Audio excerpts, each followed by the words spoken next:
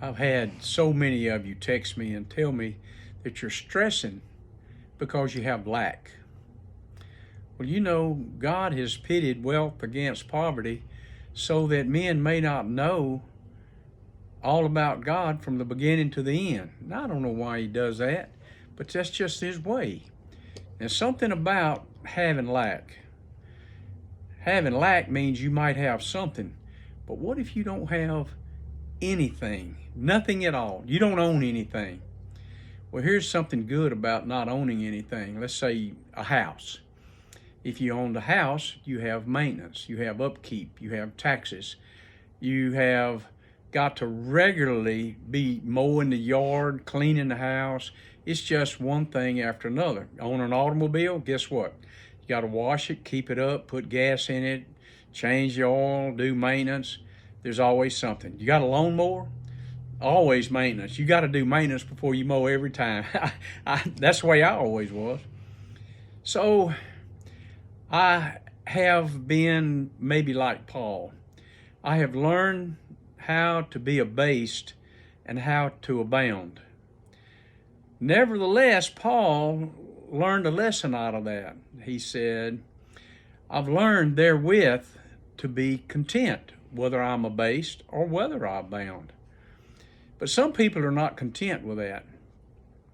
What I want you to do is learn how to be content wherever you are. Even soldiers back in Jesus' day, he told them, or John the Baptist told them, said, look, be content with your wages. They didn't make very much. And it used to be years ago when I was in the Army, guess what? I think we made, $50 a month. They gave us food, they gave us clothes, we had a bunk to sleep in, and we learned to be content. Well, I've never seen contentment on the fashion where you have absolutely nothing. Now, if you'll just stop 1 minute and rest in that, let's say you just get totally stripped, you go bankrupt, you get everything repossessed for whatever reason, and there could be a multitude of them. I want you to think about something just for a second. How much freedom is that? You don't have any of the maintenance, any of the upkeep, any of the tax. You don't have any of that anymore if you're stripped of everything. You said, yeah, but what am I going to do to eat? Okay, don't you remember what Jesus said in Matthew chapter 6? He says, take no thought for the morrow shall take thought for itself. If you have food and water and raiment, therewith be content. He didn't even say anything about shelter. And then he gave the little parable about the birds. How much more worth are you than a sparrow? You think about that. He knows even when a sparrow falls to the ground, why, they don't gather, they don't build up. They learn how to build their own little nest. It's crude, but nevertheless, it's where they bear their young. God provides for them food and water, and they're clothed in very warm clothes and their feathers.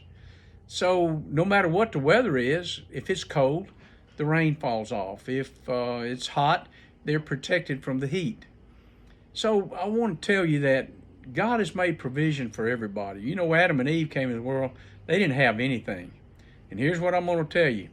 When you exit this world, even if you got millions, you're not taking anything with you. In fact, everything you built up, you're going to wind up giving to somebody else. And you don't know if they're going to be a good steward over it like you were or not. But when they put you in that casket, I promise you, you leave this earth with nothing at all.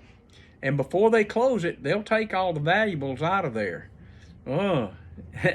So you absolutely will not enter into life.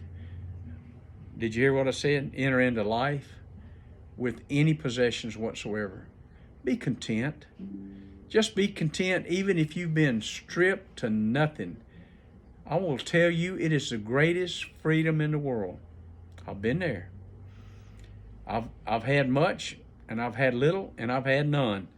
And I can tell you, having none is freedom. You know, I learned how to be content, and you can too. Just do it. God bless you guys, and go in peace. Love you. Bye.